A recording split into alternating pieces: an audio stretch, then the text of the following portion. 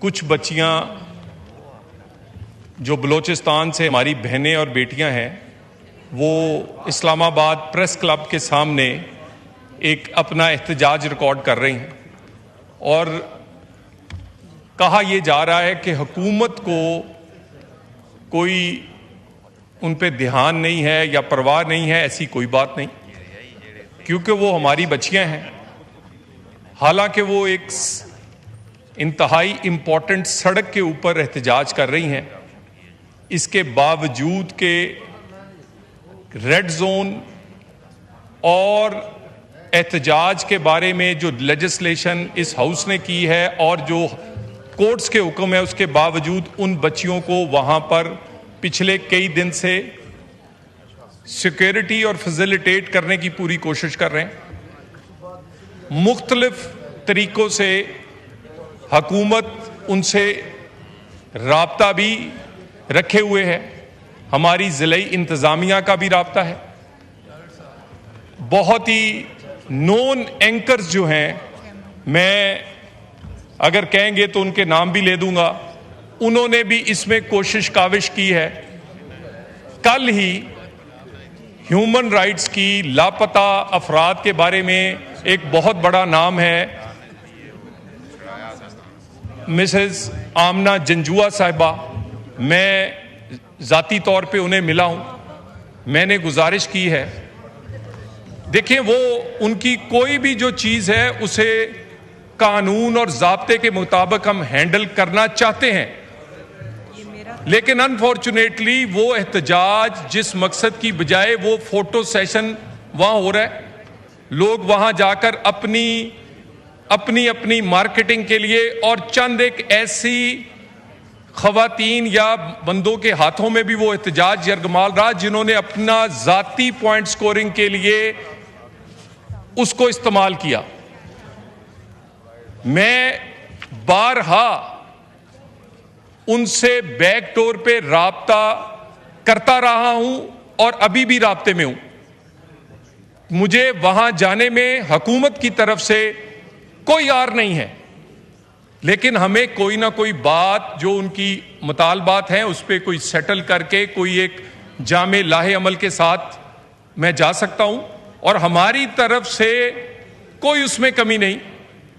हमारे पास जमात इस्लामी का एक लॉन्ग मार्च आया, उनसे बैठकर मामलात बलूचिस्तान के बारे में बड़ी डिटेल बात हुई। वजीर आजम पाकिस्तान ने कमेटी बनाई, उसमें हमने उनसे बात की, वहां भी इन बच्चियों के बारे में बात हुई।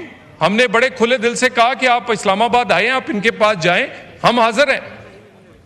हमारे अपनी जमात के और दीगर जमातों के लोग इस सिलसिले में उनसे राब्ता करते रहे, लेकिन अभी तक कोई रिजल्ट ना आने की वजह कई ऐसे मुतालबात हैं जो हुकूमत उसको पूरा नहीं कर सकती। अदालतों के फैसले जो हैं, जो केसेस अदालतों में हैं, वो हुकूमत उसको किसी को बेल देना, किसी को घर भेजना हम नहीं भेज सकते। और रही लापता अफराद की बात, तो मैं इस मौके पे ये जरा क्लियर कर दूं कि पाकिस्तान में इस वक्त वो लापता अफराद जिसके क्वाइफ मौजूद हैं वो 2000 के करीब हैं। लापता अफराद का कमीशन भी है जो डे टू डे हेयरिंग से लेके तमाम मामला देखता है। वाइंड अप कर लें, बस जरा जरूरी मामला है, मैं इसलिए हम लापता अफराद का बहाने से आप कोई सियासी नैरेटिव या कोई अपना दूसरी किसी मकसद के लिए इस्तेमाल ना करें। हुकूमत लापता अफराद के बारे में जीरो टॉलरेंस रखती है। कोई अदारा नहीं चाहता कि उन पे ब्लेम आए या लॉ से हटकर किसी किस्म का कोई एजेंसी, कोई हुकूमती अदारा किसी फर्द को आगे पीछे करे। ये हो नहीं सकता। हम फिर भी बैठने को तैयार हैं। बलूचिस्तान की क़यादत हो, बलूचिस्तान की सियासी नुमाइंदगी हो। फिर बात हुई खुदकश, मिनिस्टर साहब भी बोलेंगे खुदकश, ये बड़ा जरूरी 2 मिनट सिर्फ। देखिए ये जो मुकम्मल कर लें, खुदकश धमाका हुआ है, इंतहाई अफसोसनाक है। हम हमेशा कहते हैं कि जब भी कोई आपका प्रोग्राम हो तो सिक्योरिटी क्लियरेंस लें। उन्होंने हॉकी स्टेडियम की मांगी, इसलिए नहीं दी कि सिक्योरिटी क्लियरेंस के लिए बहुत सारी मालूमात जो हैं वो होती हैं, इसीलिए मना किया जाता है। हमें जब हुकूमत मना करे तो फिर अमल करना चाहिए। अपनी मर्जी से सियासी दूसरे इज्तिमात करने, ये सॉफ्ट टारगेट है। ये स्कूल के बच्चों की बस हो, बाजार हो, मदरसा हो, स्कूल हो, सियासी इज्तिमा हो, तो इसमें हम जब दहशतगर्दों के लिए ये सॉफ्ट टारगेट्स हैं, जब हम सॉफ्ट टारगेट्स उन्हें मुहैया करते हैं तो वो इस पे हमला की कोशिश करते हैं। हम सिक्योरिटी इसीलिए हर इवेंट की चाहते हैं कि पहले सिक्योरिटी ली जाए और उसका प्रॉपर सिक्योरिटी के बाद वो किए जाए। बलूचिस्तान के हवाले से जो आप कह रहे हैं जी पूरी जमातें इकट्ठी होनी चाहिए, जाफर एक्सप्रेस का वाकया हुआ, वजीर आजम फौरन गए, सारी जमातें टेबल पर थी।